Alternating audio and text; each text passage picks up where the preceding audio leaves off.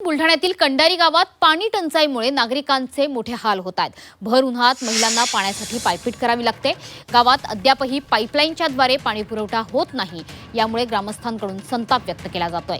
महिलांशी बातचीत करत त्यांची व्यथा आम्ही देखील जाणून घेतलेली आहे। आमचे प्रतिनिधी मयूर निकम यांनी या ठिकाणच्या व्यथेचा आढावा घेतलाय।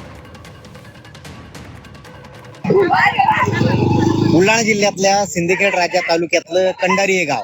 मागे पाहताय काय सुरू आहे? मागे या हापशीवर भांडणं सुरू आहेत। या गावात नळ योजना कार्यान्वितच झालेली नाही, परिणामी त्यांना एका हापशीवरून पाणी भरावं लागतं। चालता चालता मला दिसलं या माय माऊल्या पाण्यासाठी नंबर लावतायत। थांबा थांबा थांबा थांबा थांबा, काय झालं? एकच हापशी काय गावात?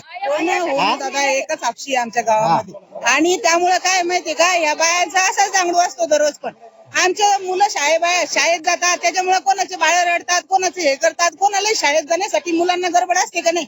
या बायांचं दररोजही असंच आहे। आणि दररोज भांडणांना म्हणजे की आम्ही कंटाळून गेलो। आणि जलजीवन मिशनचं असं चालू आहे की जलजीवन मिशनचे पाईप गाडलेले आहेत आणि त्या पाईपामध्ये 5 वर्षापासून एक थेंबही नाही। 5 वर्षापासून ते पाईप गाडलेले ठेवलेले आहेत। कोणी म्हणते 2 दिवसांनी येणार, कोणी म्हणते 4 दिवसांनी येणार।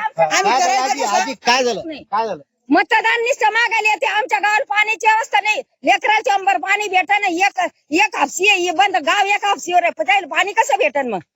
ती जी योजना आहे जी रखडलेली आहे, त्याचे पाईप वरच्यावरच टाकलेले आहेत, जे फुटलेले आहेत ते एकदा परत दुरुस्त करून ती योजना कार्यान्वित करणं फार गरजेचं आहे, जेणेकरून यांच्या डोक्यावर सांडा खाली उतरेल। व्हिडिओ जर्नलिस्ट प्रवीण समी, मयूर निकम, झी 24 तास, कंडारी, बुलढाणा।